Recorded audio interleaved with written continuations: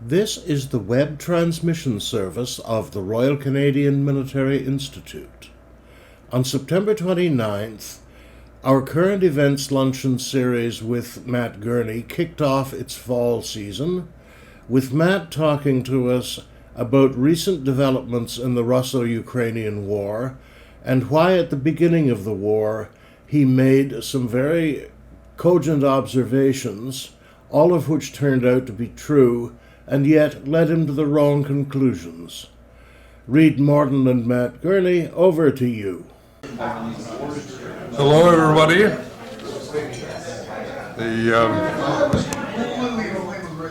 Silence in the ranks!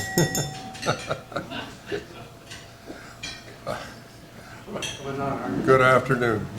My name is Reid Morton. I'm a member of the Institute, and I'm simply going to say hello and welcome you all to lunch and our speaker, and say a couple of words about our speaker.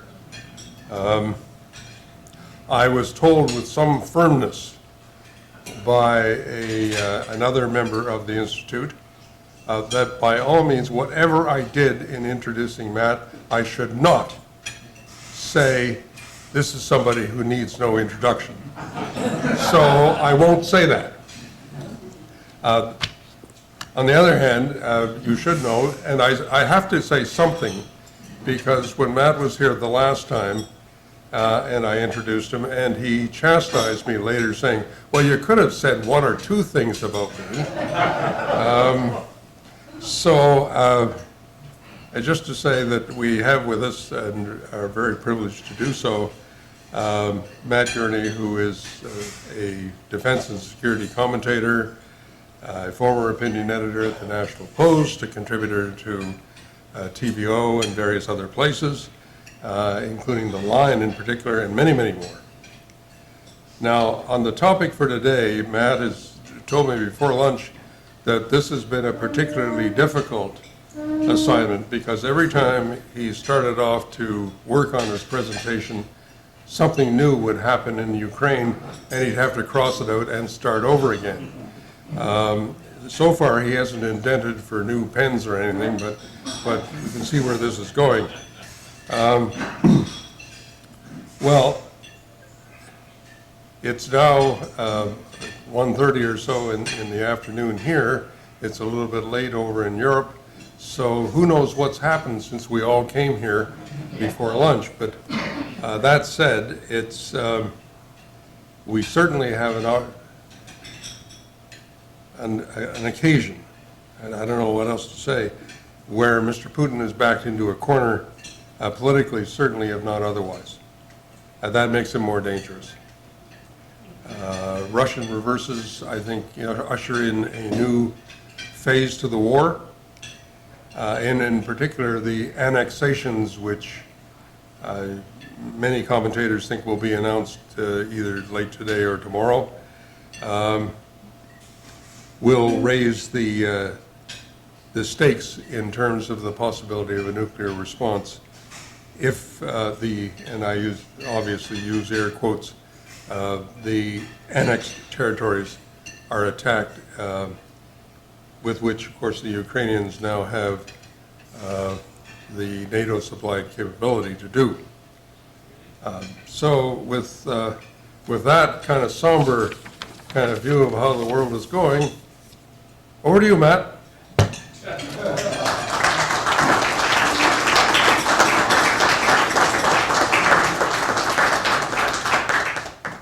Well, I'll start by thanking everybody for being here, thanking Reid in particular. Reid, you nailed it this time. Perfect. The introduction was optimal.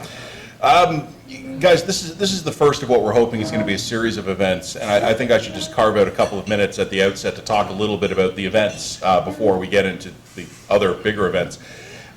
This is very exciting. It's an absolute delight to be here. I used up most of my post-COVID jokes last time, so similarly, I'll just say two of them. Well, first of all, going out for lunch still feels weird. I've done it a few times, but I don't think it feels quite normal yet. As a guy who 3 years ago worked in an office downtown, a mile or two from here, if you want to know one quick way life has changed, it's that when I realized yesterday with sort of a lurch that, oh my God, I need to put on like adult clothes tomorrow. I went upstairs and I began rummaging through like a jacket and a shirt and a pocket. And I think the last time I was wearing this shirt and this jacket was when I was here a few months ago. So this is just going to go right back in the closet when I get home, and I'll get right back into my sweatpants. I got so lazy during the pandemic, a couple times when I actually had to put on proper clothes, that I wasn't even bothering to undo all the buttons. I was just pulling the shirt over my head like a sweater and being like, well, I won't need that for 8 months. About the events we're hoping to do here, this is going to be, well, I hope, the least impressive of them. Not only because I think we'll get better at them as time goes on, but one of the things we're definitely hoping to do is to bring on other people, people that I can chat with who can offer perspectives broader and arguably more interesting than my own. But this was one that was particularly challenging for a couple of reasons. First of all, we got to work the bugs out. So you're all the prototype audience. You're the guinea pigs. But I think more to the point, and Reed's touched on this already, and Rod and Eric were involved in these conversations. It was a couple of weeks ago, just on a group email, we started saying, what should we talk about? Like, first event coming up, what should we talk about? And in the time since, Her Majesty the Queen has passed away, we have a king, Atlantic Canada has been devastated by hurricanes, Florida is currently being devastated by a hurricane, and we now have a officially, like overtly fascist leader in a G7 nation in Italy, and Russia is losing the war. And if you had told me any of this 3 weeks ago, I would have thought you were nuts. And I think I've learned over the last 2-3 years to kind of to take nothing for granted, or at least I think I have. But it's, Reed mentioned how I had to keep throwing out my planned remarks, and and Rod had mentioned to me, hey, so Matt, what did you settle on? These guys are giving me too much credit. I mean, I'm completely winging this because I've been checking my phone obsessively all day looking to find out what the latest is. And in fact, there is something new. Not something particularly dramatic, but just in state media in Russia in the last couple of hours, Vladimir Putin has criticized his country's partial mobilization. He has laid the fault at the hands of those responsible for it, and he has said the mistake should be corrected. So, in other words, I expect we're going to have a whole lot more people falling off their balcony over the next week or so.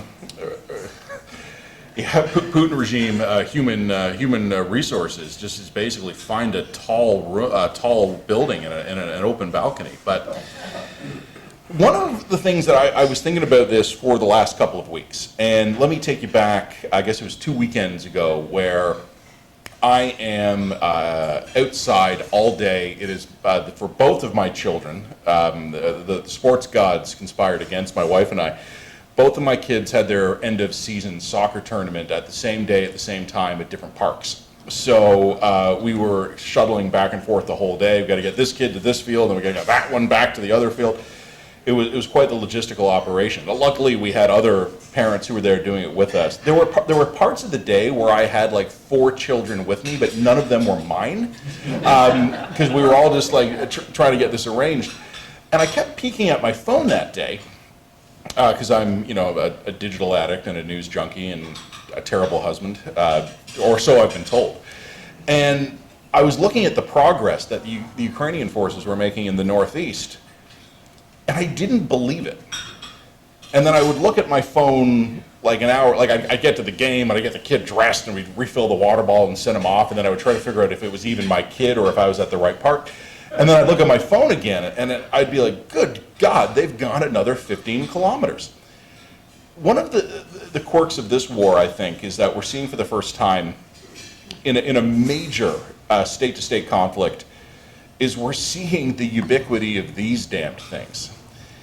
And for anyone in this room who might have spent any time in intelligence, either national intelligence or military intelligence, can you imagine how easy it would have been earlier in your careers if we could have just given every one of our enemies a smartphone?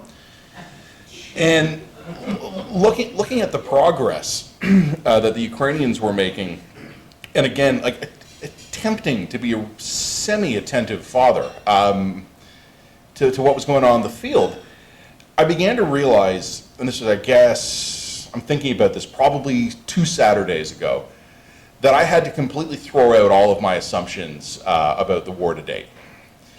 And there's a bit of humility for me on this one, because when I went back that night, after the kids were finally done at the tournament, I went back and I read everything I'd written about the conflict as it was beginning, either in the immediate run-up in January, February, or in the first weeks after it began. And I had to give myself a failing grade. And it was really frustrating, because I actually think I got all the details right. Looking back at what I expected, either again at the outset of the conflict or just in the opening days, I was writing about things, again, for Canadian audiences, with a general interest readership audience, so not specialized for defense or security. And I was trying to explain to people as best I could, like, what logistics mean. Like stuff that probably I could assume a degree of literacy in this room that I can't assume in the broader audience. And I coined a term that I was quite pleased with myself in January, where I said I expected the Russians to be all strength but no cardio. At the outset of the war, they'll land really powerful blows and then they'll exhaust themselves. I think I was right about that. I think we've seen that. I also said at the start of the war, the Russians, both doctrinally and because they're jerks sometimes, always prefer to use artillery than infantry, and they're going to blow the living hell out of anything in their way, and they won't care if it's full of civilians. All right, that's held up. I also think I was accurate in believing that the Ukrainians would fight bravely, well, they would be well trained, and that the new sort of NATO standard, and I know there's different models we're using, but currently advanced NATO man-portable anti-air and anti-armor weapons. I think I had a pretty good understanding that these things were going to be devastating against the Russian formations. So when I look back at what I was writing, I was like, I was right about that, I was right about this, I was right about this. But I didn't think Ukraine could win. I thought they would have a really courageous loss. I thought they would hold a significant part of their country. But I thought the Russians, again, all strength, no cardio, but just by sheer force of tanks and artillery, would surge over the border, grab a significant part of Ukrainian territory, and then exhaust themselves, but hold it. And I thought we would find ourselves locked into some conflict where my best case scenario was that there would be enough of Ukraine left that NATO could prop it up and we could bleed the Russians white for a generation or two, which suits our interests just fine, if not the Ukrainians, but that we would have some sort of frozen conflict in place where there would be no peace, there would be no final border resolution, it would just go on forever, and we hoped future generations would be smarter and wiser than us. And I guess it was about 18, I heard somebody snort at that idea. I also snort at the idea that we're getting any wiser, but it's nice to think we might one day. And sitting in that damn soccer field, baking under the sun, because it chose that day, of course, to be 38 and just blinding sunshine, and I forgot my golf umbrella at the cottage, so I had nothing to shield myself with. I began to realize all of my assumptions were wrong, and I had gotten the details right, but my conclusion was wrong.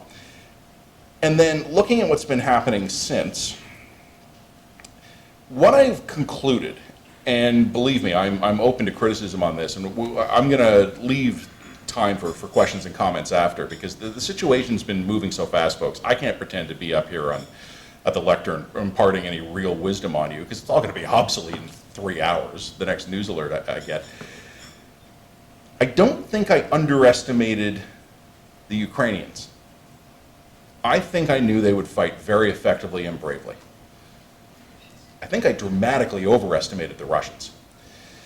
And as I've been watching what's been happening, including what I just mentioned to you, the news gods smiling on me today with Mr. Putin's comments of just over the last couple of hours, I think the Russians overestimated the Russians. And I'm always fascinated in a way that has been, I have been accused of being obnoxious about this. If someone tells me that they were wrong about something, Matt, I admit it, I was wrong. I always twist the knife, and I don't I don't be it to be obnoxious. I'm not trying to prove a point, but I don't think admitting that you were wrong is a particularly courageous or brave thing to do, because every once in a while, life just proves you're wrong and you just got to roll with it. What I've always been curious about, and this is a recurring theme in my writing, is why you were wrong. What was the failure? Was it of information? Was it an interpretation? Was it analysis? Was it a psychological failure where everything you need to know is before you, but you just can't quite bring yourself to believe it? And I don't know why myself and most of the rest of the free world seems to have been wrong about this.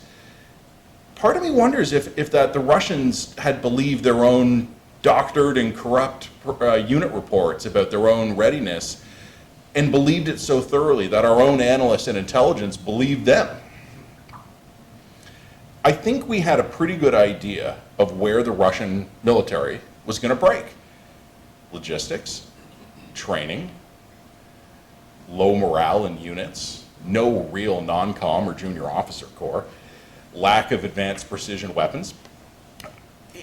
This is a room where I can assume a degree of literacy on these matters where I couldn't elsewhere. If we'd been kicking these ideas around 7 months ago, all of us probably would have been like, yeah, those will be problems, those will be problems, those will be problems. But I don't know if anyone would have had the magnitude of the problems right.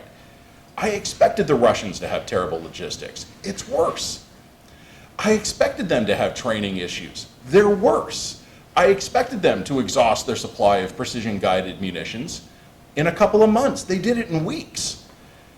They've got their most advanced tactical fighters flying 600 feet over the ground within easy man-portable air defense missile range because they're dropping gravity bombs on targets. You don't do that if you've got a good stockpile of precision-guided munitions.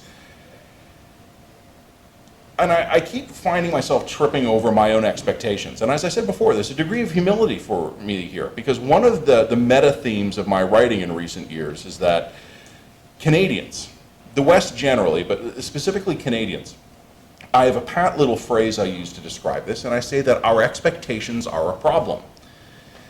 I grew up, born just at a hospital up the road, spent 4 decades in this city, good schools, good upbringing, food, medicine, like all of the very basic hierarchy of needs stuff. The bottom of the pyramid always looked great for me and my friends, and I suspect for most of us here in this room. And I think we're being reminded that that is the historical anomaly. And what we're seeing happen in eastern Ukraine today is maybe closer to the mean of human history. And I don't think we've caught up with this yet. And so for me, the guy who's been warning everybody for 2 years now that our expectations are a problem, I mean, very early on in the pandemic, and again, being that guy who twists the knife, people were saying, well, you know, the risk to Canada is low, oops. And then saying, look, this is going to blow over by the summer, these things are seasonal, oops. And then saying, well, vaccines will take care of this, uh-oh. And I think the lesson I drew from all of this is that we have a bad habit of having grown up in times of peace and plenty and prosperity and stability, of assuming that that is the natural order of things. Because when you have it for 3 generations or so, it kind of makes sense. And I like to politely throw my daughter under the bus sometimes, and she's not old enough yet to resent me for it. I'm probably running at a racetrack on that one. But years ago, my daughter had said to me, is her friend, one of her best friends, is she poor? And both of her parents are doctors at Sunnybrook Hospital. This family's not paycheck to paycheck, guys. And I said to her, no, I think they're doing okay. I don't think they're poor. Why do you ask? And my daughter said to me, well, they don't have a cottage. And I went, oh, that's my fault. My daughter's been exposed to such a narrow slice of the human experience that she thinks it's normal. And I've thought about that a lot over the last 5 years, because I'm starting to think that we as a civilization have the same problem. One of the conversations upstairs at the bar over lunch that we've been talking about is the fighting spirit of Ukrainians. And one of the things we noticed over the pandemic is that countries that live under actual existential threat, generally speaking, had better pandemic responses. I would have easily traded the Israeli or the Taiwanese response to the pandemic to ours. I wouldn't normally trade places with people in Taiwan or Israel, but they actually had, what's the right term? An instinct, a muscle memory, a talent set, a skill set of this is something that can kill us and we'd better actually respond to this. We live in a city where there's a pretty good chance that if we take a peek out the window right now, we'll see trash bins that haven't been emptied. And when I've been looking at the Russians, I just keep thinking about our expectations being the problem. Because as I wrote in a column published yesterday at The Line, which is a magazine I co-edit online, we have to start, this is my headline, we have to start thinking the weird thoughts. I had a vision in my head of how this conflict was going to go, like I said, 6 or 7 months ago. Early Russian gains, fairly easy seizure of most of Ukraine in the east. The Russians, I figured, would not risk pushing right up to NATO's borders in the west. So they would leave some degree of Ukraine intact, but they would take Kyiv, they would take all the major industrial cities in the east, and then the Ukrainians would fight them, and we would arm them, and we would allow them to do that. And about a week into the conflict, I'm looking at the map, and I'm like, this is just not happening. And I still didn't adjust my expectations to include the possibility of what I would say now seems almost likely, that the Ukrainians are going to win. And I don't mean win by avoiding defeat. I mean, they're going to win. I've been looking all morning at Lyman, a city in Luhansk, not far from Kharkiv, where in the next, I mean, unless something weird happens, the next 24 hours or so, the Ukrainians are going to pocket that city. They're going to cut off the Russians from another one of their local rail hubs, and they're going to probably capture a whole bunch of Russian army soldiers. Not these territorial militia guys. These are actually Russian army soldiers. And they're going to pocket them. We're seeing the kind of fighting and maneuver warfare we really haven't seen.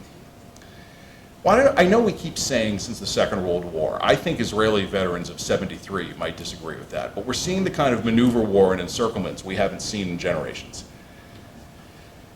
And I don't know if we're keeping up in our own thinking. I was speaking just a few days ago with an American friend, civilian but involved in defense and security planning in Washington. And I said to him, do you even have the right Rolodex of experts for what we might be about to deal with? And we were talking at the time about the possibility of tactical nuclear warfare, but I think we were also talking more generically, like about some scenarios that we would not have thought about 6 months ago. What if there's a coup in Moscow? I don't think it's a ridiculous idea at this point. I think a lot of us have probably speculated about that. But if we thought about the different ways that could go, let me just throw a couple of them out at you here, just purely speculative. None of these are predictions. There's a coup in Moscow, it succeeds, and Mr. Putin is replaced by someone who is, to our standard, more moderate. Someone we can deal with, someone we can de-escalate with, someone we can end the war with. That's one option. Same scenario, different outcome. He's replaced by someone crazier. Someone who is not willing to stand down. Someone who is not willing to give up for the glory of Mother Russia. Option 3, coup in Moscow, it fails. Mr. Putin retains his grasp on power, but now he's freaked out. Option 4, some combination of any of those, and we wake up one morning and we don't know who's controlling Moscow.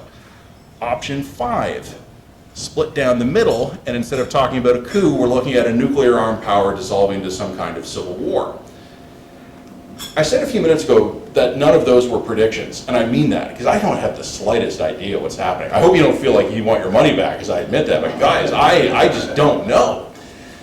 But I do know that 7 months ago, none of those scenarios would have seemed even remotely realistic.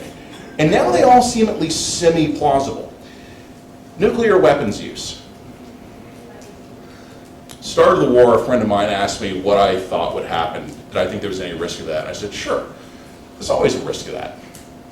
5%. He asked me on the weekend what I thought. I told him 35%. Today, I think it's probably closer to 40.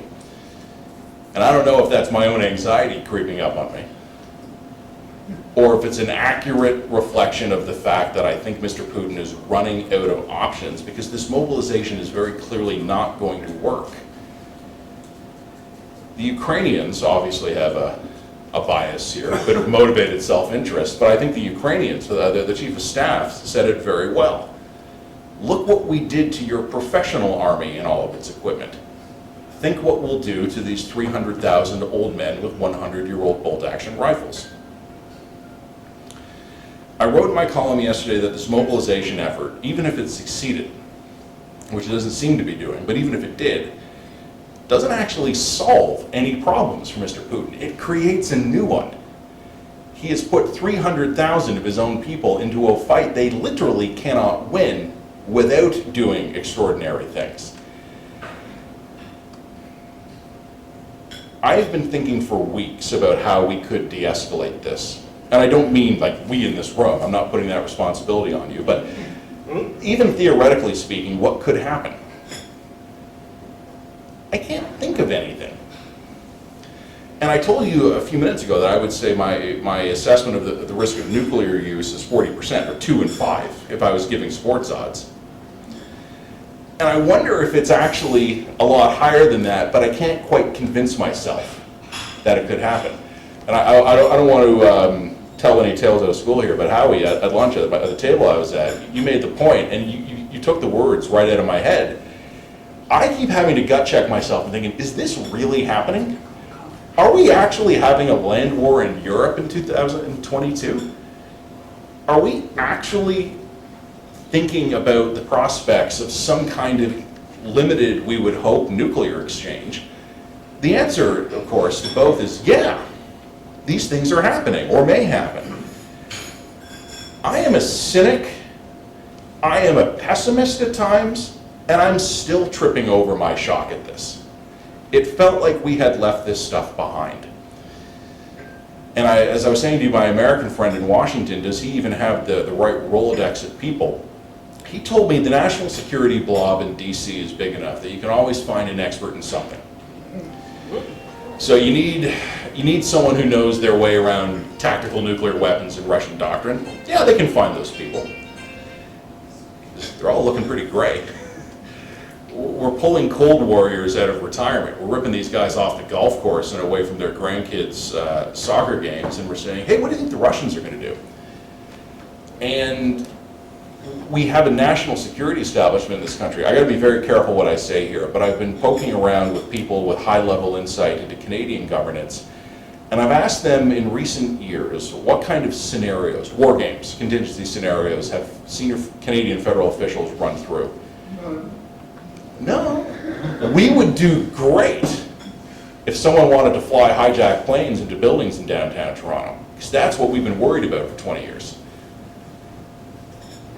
If the Russians decide they would rather NORAD go away, including the backup facilities in this country, I don't think anyone in Ottawa's thought about that in 30 years.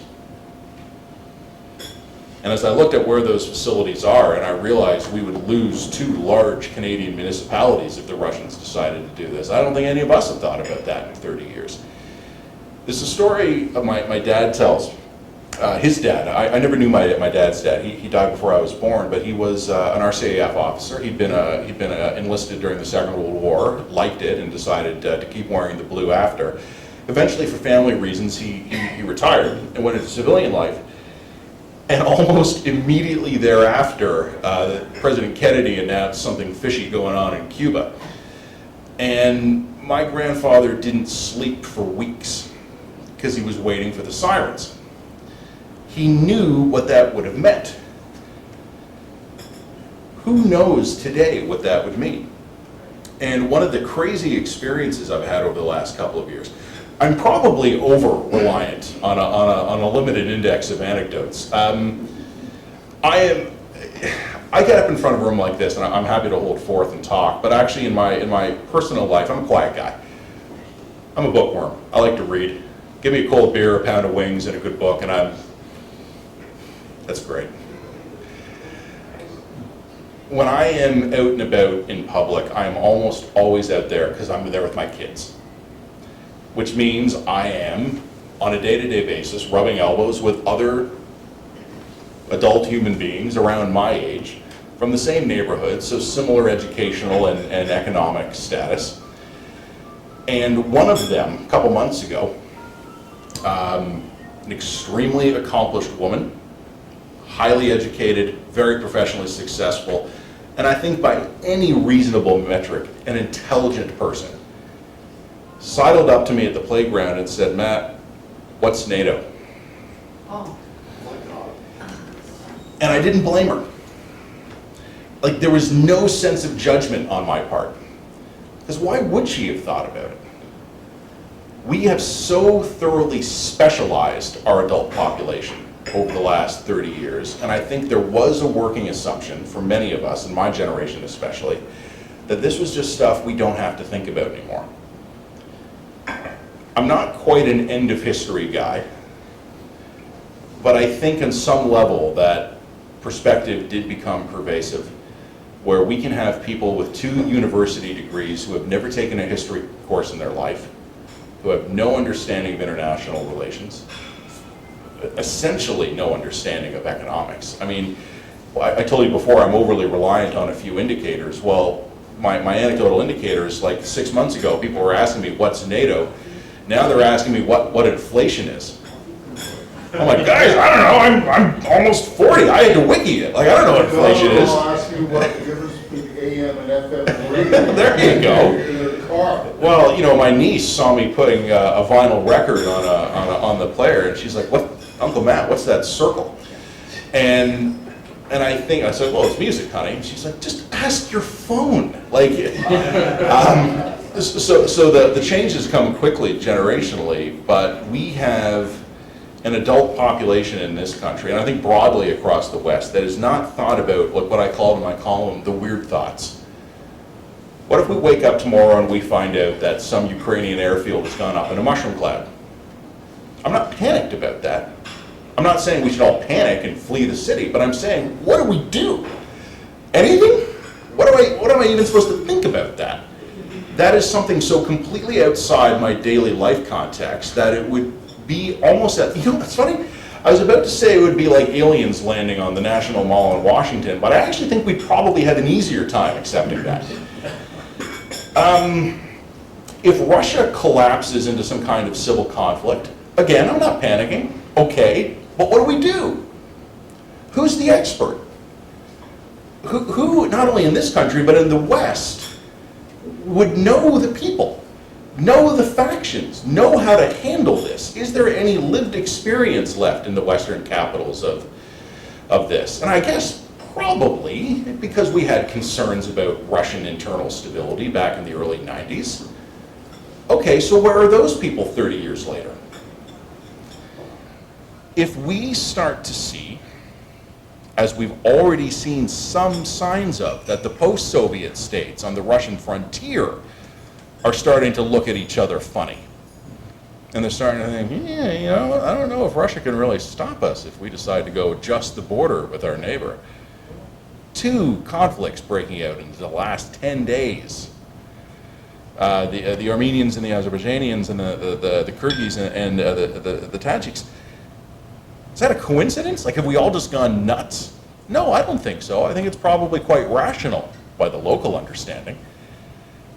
What happens 2 weeks from now when the mobilization is continuing to fail and the Ukrainians are HIMARSing the living hell out of these 50-year-old conscripts?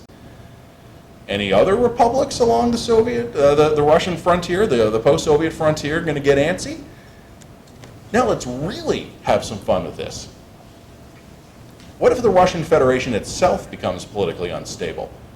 140 million people live in the Russian Federation, and about 80 million of them are Russian. What if China says, hey, you know what, little green men can pop up on the Russian side of the border too, and all of a sudden these resource-rich parts of the Siberia are declaring themselves independent republics? I'm not making any of these as predictions, folks. In my life experience, most of the time, the least interesting thing will happen. Every once in a while, something really exciting will happen. Most of the time, we all get excited over nothing. I write a bunch of articles, we talk about it on the radio, and life more or less plods on as normal. But anyone who knows their history knows that once every few generations, something happens that does change the course of history. And no one who lives through it ever sees it coming. In a very different context, I want to wrap this up in a minute, I want to open the floor here, but in very different contexts. Some of you probably have been paying attention to economically what's been happening in the United Kingdom over just the last couple of days. I don't understand any of that stuff. Again, I'm hitting up Wikipedia. What is Bank of England? Trying to get caught up on this stuff. But I was talking with my dad last night, and mostly we were talking about Aaron Judge hitting that 61st homer. But what we were also talking about was a beautiful day in August of 2008 when my dad and I and my soon-to-be brother-in-law, married my sister, the bastard, we were golfing, and it was a beautiful day. And we're golfing, and we're kind of looking at each other going, hey, what's this Lehman Brothers thing? Is that a bank? Subprime what? Subprime mortgages? Credit default what? None of us knew the terminology of this stuff. And again, as I said before, we were all educated, intelligent, worldly people. A month later, the global economic crisis began. And we were golfing. Honestly, folks, I don't even know if it was a month. If memory serves, this was probably our last golf game before Labor Day. So late August, early September, and Lehman went bust on the 15th. People can be days away from a history-altering event and they don't know it. And when it comes, they're shocked. In the aftermath, it makes perfect sense. After the global financial crisis, we could look back at all that stuff and go, well, whoops, should have seen that coming. After COVID swept the world, we began checking wastewater samples and we found out it had been circulating for months before that. But we weren't looking for it. We didn't know what to look for. What have we been missing over the last few months that's going to be really obvious after something dramatic happens that we don't think to look at today? Is it Ukrainians sweeping through near Kharkiv? Is it 2 pipelines mysteriously blowing up simultaneously in the Baltic? Is it the fighting in the post-Soviet republics? I don't know. Hundreds of thousands of Russians fleeing the country. I think by fleeing you meant taking vacation simultaneously. I was taking that on the pipeline, saying it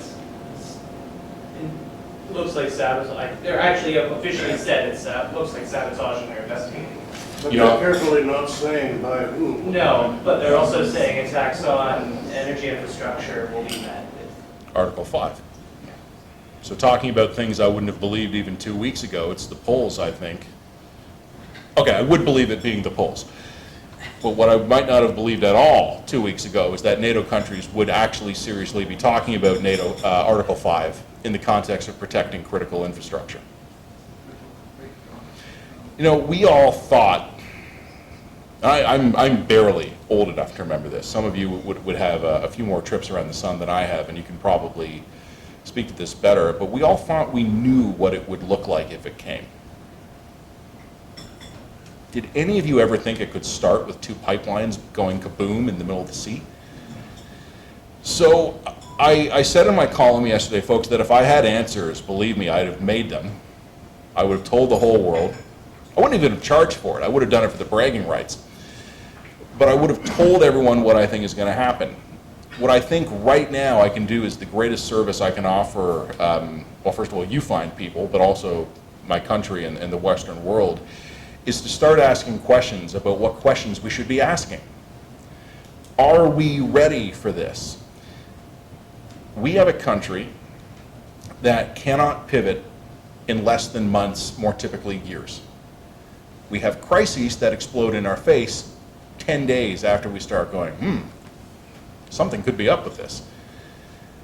Words that will echo in my head until I die are the risk to Canada is low, which is what we told ourselves over and over in early 2020, before we shut the entire country down. The time it took the Canadian federal government to pivot to the risk to Canada is low to, oh my God, stay home, was about 36 hours. I've actually looked at this. Right up to the Friday of 1 week, the risk to Canada was low. By the Sunday night, they were announcing announcements. They didn't make what the announcements were. They announced that they would have announcements. Some of you might remember that press conference. My friend Marika Walsh is a reporter at the Globe and Mail, and she... Trump being trashed. doing it earlier than we did. Well, All the races. Okay, for closing the borders. What I was thinking about, Howie, was a press conference. Well, I think most of us probably forgot it in the chaos, but it was Melanie Joly smiling desperately at the camera saying, "We'll have announcements tomorrow." And Marika Walsh saying, "Well, if you have announcements to make, why don't you make them now?" And then Melanie smiled even brighter and said, "We'll have announcements tomorrow." They didn't know what they were doing. They hadn't thought about it. They hadn't taken advantage of the strategic warning China, Iran, and then Italy gave us to actually have these conversations. They just assumed it wouldn't happen. I've had a blessed life in a time of peace and prosperity. I wish nothing but the same for all of you, and certainly for my children and their friends, whether or not they have cottages. And I just think to myself, it's okay to not have thought everything through if you have that kind of a culture that I mentioned before in Taiwan or in Israel, where everything is properly assessed first. Is this a problem? Is this a threat? If it is, who do we deal with it? It's a mentality. We probably, in the West, have all the expertise we need, but do we have the mindset? Some of us, yes, which is why I said it's not a shock to me to see that the Poles were the first to bring up Article 5. But I don't know if we're there yet. And folks, like I said, it is my hope and expectation that every one of these lunches will get better and better and better. I wish today I had answers. I wish I had theories. I wish I had explanations, even wild guesses. I don't have any of that. What I have is this panicky sense, like one of those dreams some of you might have, as I do, where you show up to high school and you realize it's a class you never took in the exams that day. I get up every morning and I feel like I haven't studied. That there's so many things I need to know right now, and I don't know any of it, and I don't even know where to start. So I want to throw it all open to you right now for questions, comments, brutal criticisms, personal attacks, whatever you have for me here. But I also want to say we're very excited to be starting these lunch series. We're going to announce more of them. And I hope that we get a chance, all of us together and more as we spread the word and grow. I want to ask some of these questions. And I want to bring up people with me who can maybe give some answers. And I want to hear from you guys the questions you have.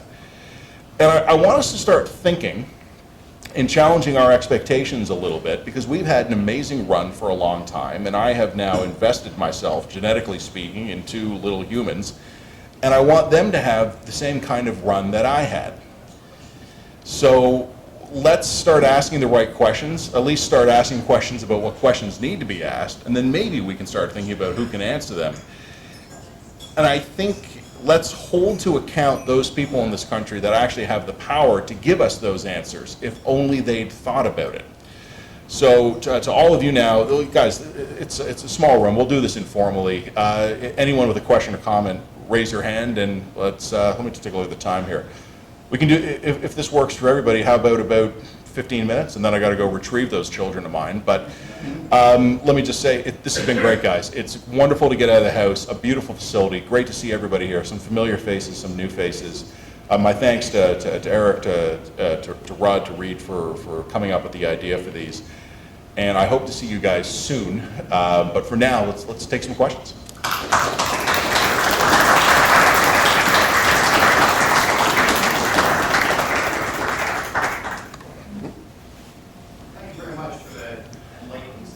Oh, it was not enlightening. I hope it was pleasant, but... I didn't fall asleep, so it wasn't that pleasant.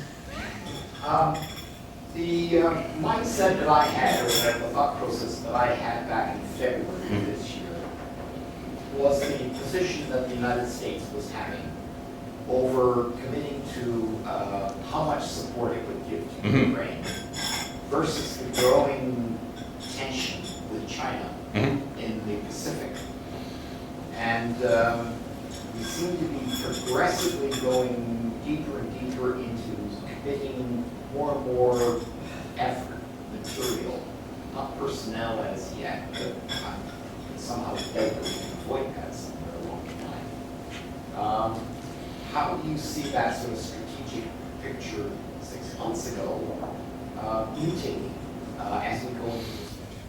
You know, the best answer I can give you on that one, it's not my answer. It's, I mentioned before my friend who's in part of the blob of national security down in D.C. we were chatting a couple weeks ago, and he said to me, we need to double our expenditure on ammunition. And then we need to double that, and then increase that tenfold, and double it twice more. And he meant everything. He meant everything from 5.56 rounds right up to HIMARS rockets. He meant guided missiles for aircraft. And I think there's two lessons to be drawn from that, and he meant it in both ways. First of all, yet again, we've been reminded that pre-war expectations of ammunition expenditure are nowhere close to what it actually ends up being in battle. This is a lesson we learn after every war and then immediately forget.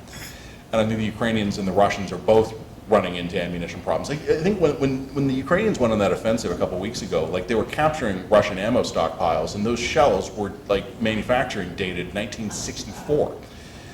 So on the one hand, almost in a weird way, like I'm almost impressed the Russians could store it that long without it exploding. On the other hand, though, like they're burning their way through generations of war stock production.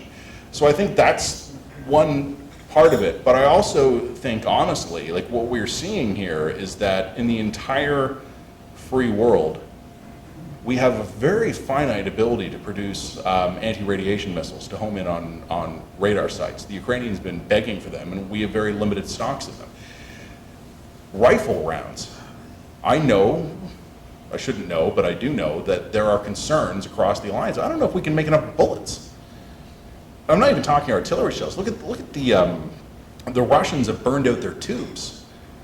And they got to figure out how quickly they can manufacture new artillery tubes. Well, I mean, some of the ones the Ukrainians have captured, I mean, they've literally split down the middle just from being fired repeatedly.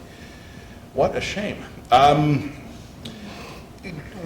When I talked before about asking the right questions, if we decided today, as Canadians, as NATO, as the West, if we decided today to quadruple our production of small arms ammunition, we probably have the brass. Do we have the chemicals?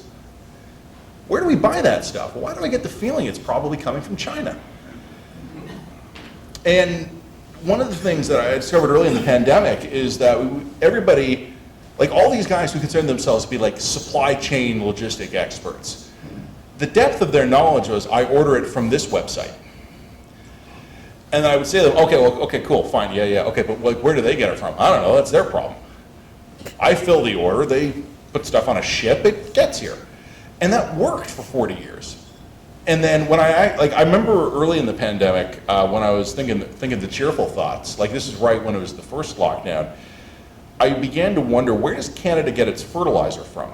And another key agricultural inputs, right? Because you'll remember the first lockdown was right a couple months before we would have started to plan about this, when farmers would normally be stockpiling this stuff and the borders were closed. So I was calling up all the large agricultural associations of the country. I'm like, where do you get your fertilizers from? And they're like, I don't know. Stop asking. like there was just this degree of exhaustion. And I'm like, what do you mean you don't know? They're like, we never thought about it before. We just ordered it, and it was there. So I agree with you entirely, particularly on the realm of China as well, because the Chinese are watching all of this weapons production now shift to the other side of the world. This is great for them. I think they're probably having some really terrible midnight realizations that a lot of their equipment's based on the same pattern of stuff we're cutting through like butter in Ukraine. So they're probably going to think about that. But we're diverting years worth of inventory. Like I do not know, and I probably don't even want to know, what the current level of war stocks for NATO is. We've emptied the warehouses. How long is it going to take to fill those? So I'm going to echo what my friend said. We need to double our spend on ammunition, and then double it, and then increase it tenfold, and double it twice more. We have to do this.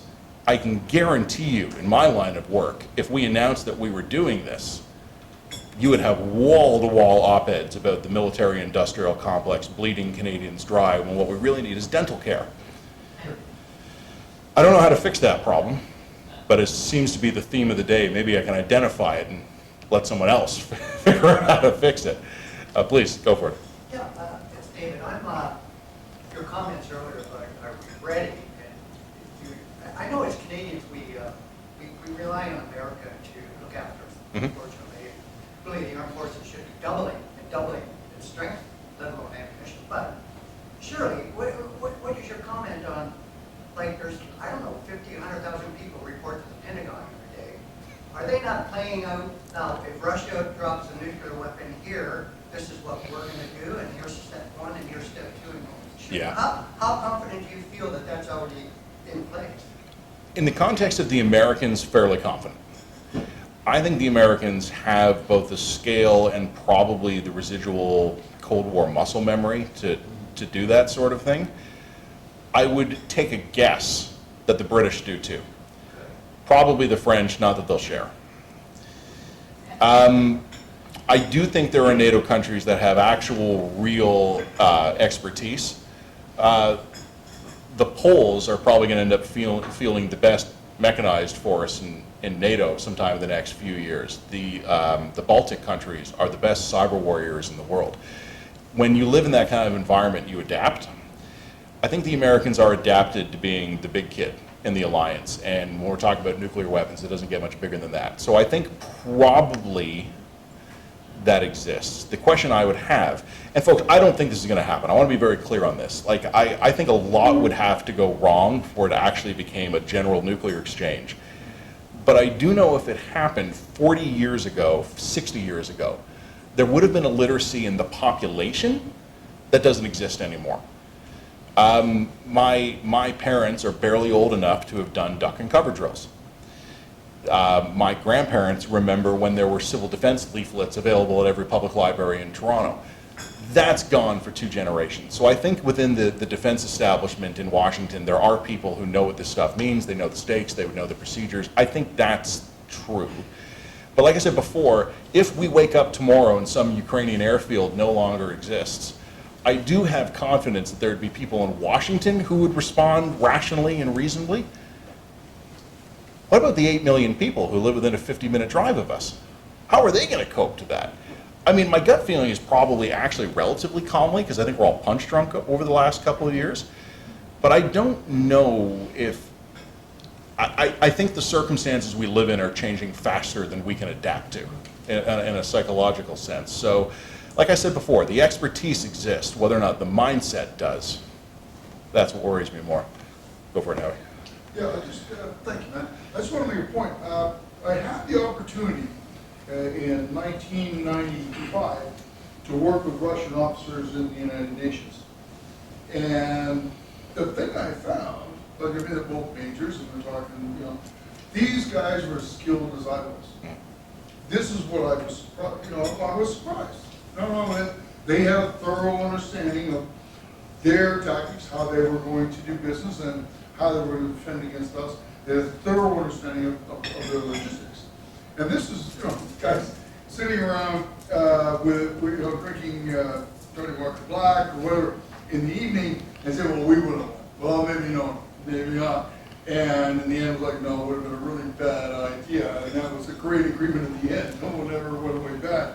But what I'm wondering about now is like watching the Russian army. Have they lost all that skill level? Has it been pissed away? I mean, at the time, they, you know, when they learned all this, they were believers in the communist system. And then there was no system, except how much you could steal from the government, it seems. Yeah. And they seem to have lost that core of officers in the middle, like I'm thinking like the majors, lieutenant colonels, that make the staff work go, so that the troops know where to put the trucks and what have you. And I don't think that's there anymore. So for me, that I don't quite know what to make of that. That they've lost all that, and what else have they lost? Have they lost skill levels in, you know, managing nuclear weapons? Have they lost skill? They certainly can't put their aircraft carrier in the water. So, I mean, what else is going on? But make no mistake, at one point, their army, or at least their officers, were at least as well trained as the NATO officers. And I was impressed. You know, one of the things that we, as Canadians, did, and most of you will be familiar with this, is that we and the British and the Americans were training Ukrainian mid-level officers. And we were actually talking about this, guys, at our table at lunch. We spoke a bit about this, how some of the Ukrainians I've had a chance to speak to has said that the Ukrainian army still has organizational problems and it still has communication problems internally, but the unit level commanders are really good. And they wish they had better maneuver unit organization, but the field guys say, okay, go that way. Tactically, they know what to do. And I think the reason we keep seeing Russian, I think like the most dangerous job in the world today seems to be Russian lieutenant colonel. Like a lot of these guys are dying. And I think, Howie, I think that probably speaks to your point, right? I mean, the non-coms and the junior officers are short-term conscripts given accelerated training, right? Like we're going to put you through the extra 6 months, but then you're gone in a year because they cut the enlistment period from 2 years to 1. So just as these guys are getting nominal competency, they're mustered out. I suspect a lot of them re-signed as contract soldiers, thinking it'd be a quick way to make some money, and then died. We see that, you know, some of the crazy pictures coming out of Russia where they're drafting guys in their 50s is they're getting the guys who are wearing the rank insignia of first lieutenants or senior lieutenants, I think they call them, whatever the translation is. I think they've identified that's where they're weak, but I don't think you can draft your 60-year-olds into the Army. Like, all right, now we have the field leadership we need here. One of the more interesting insights early in the war, and it was an American analyst, he was just tweeting, whereas he was looking at the pictures the Ukrainians were sending out of abandoned Russian equipment on the field. And he said, all the tires are bursting. And this was a guy who spent 30, 40 years as a civilian working for the US Defense Department, managing fleet logistics of rolling stock and off-road vehicles and road vehicles. And this was a guy who spent 40 years becoming a tire expert. And by looking at a couple of cell phone photos, he went, oh, those vehicles haven't been rotated properly. They haven't been every month parking them, flipping the nose and the rear so that the sun rises and bakes the other side of the tires. They go down the field, boom, tires are popping.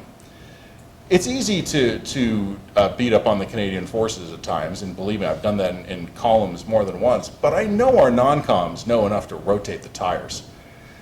And, you know, probably the whiz-bang courses they put these guys through to churn out sergeants and low-ranked officers are probably all doctrine, tactics, small unit warfare, maintenance equipment of personal kit and weaponry. But did anyone in the entire Russian army remember how often to rotate the tires? I don't know. I know you don't want to extrapolate like an amusing anecdote into a meta theory that explains the rise and fall of civilizations, but I can't stop thinking about the tires and how 140 million people in that country, with lavish spending on parts of the military in recent years, driven by the oil exports, and they couldn't get the tires right. Pardon me? For want of a nail. Yeah, or want of a rotated tire. You know, like the Ukrainians have been, some of the reports I've had when they've been capturing Russian logistics trucks. Do you guys remember, like I guess it was in like April, where the Russians were using, for frontline logistics, they were using moving vans, civilian moving vans. They dragooned from all across the land. And the Ukrainians were recovering the actual military trucks, and they were finding that like it was like a gasket or a hose that had disabled the thing because it cracked. And there wasn't enough like hoses to go, oh, we need, or like a hydraulic fluid. There wasn't enough hydraulic fluid. Stuff that any reasonably competent Canadian mechanic, I don't even military mechanic, like open the hood and go, oh yeah, well your hose cracked. Don't worry, I got 80 of those in the storeroom. The Russians didn't have it. And it's fascinating to watch all of this, but all right. If Rod's standing, I think I'm going over time. So, all right, let's take one more. Who's got one more for me? All right. Beyond the 15 minutes. All right, well, the kids will handle themselves. I'll just compare to the Roman Empire. Worse. You were talking about expanding the tire anecdote to general application. I don't think you need to worry because I remember from personal experience, also of course anecdotal, that in the end of the 80s and the beginning of the 90s, I would go through Russia and Belarus and Ukraine, and I would see all kinds of the latest new West German stuff ordered and sitting in a field going to rust. I think I'll turn over to you in a minute, Rod, but I think early in the 90s, my dad was one of the Team Canada delegations over to the former Warsaw Pact states. Jean Chrétien had arranged for Canadian business guys to go over, and look for investment opportunities. I think I might have told some of you guys this anecdote before, so forgive me if I'm repeating myself, but my dad at the time was in software, big mainframe computers in the early 90s, mid 90s, and they were looking at the possibility of recruiting local talent. I think it was in Czechoslovakia, which was still Czechoslovakia, and my dad's guys came back from the tour and said, we can't do it. We can't do it. My dad was like, come on, no, like we want to help these people. We want to help them. And they go, yeah, but Dave, the water is so polluted, we can't cool our equipment with it. And my dad said, use the drinking water. And they said, it is the drinking water. So, you know, I think you can see that Eastern Europe has made huge strides. What we're finding out is that the Russian Federation hasn't. And I have always been such an admirer or a fan of Russian history. It's fascinating. One of the most interesting countries in the world, I think, just in terms of its history here. I hope better times are coming, but we will see.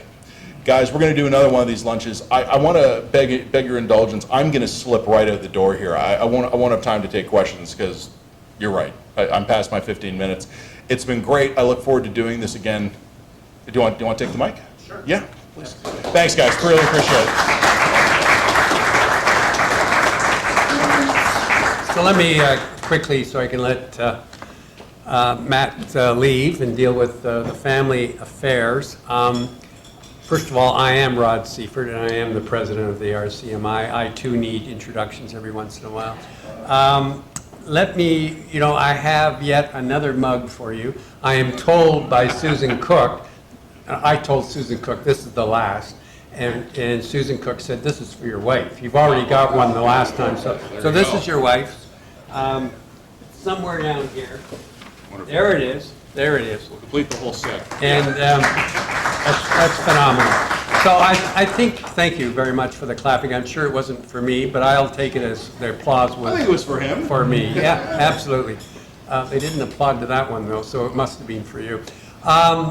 So, we're very excited, obviously, at the RCMI to have Matt Gurney and friends. It won't always just be Matt. I hope not. And because he's giving us a topical view, a journalist view of what's going on. We also have, as many of you know, defense and security studies programming, which is more of the going into the interesting views as by academics and those in places in government and so forth as to where we should be going, what we should be doing, as opposed to reporting on the, what's happening and trying to put it all together. Both aspects, I think, are important. And so if this is your first time attending one of these current events, I certainly recommend to you to look at our Defense and Security Studies program, which is going to be probably more looking at what we can do to build resilience in our infrastructure, etc.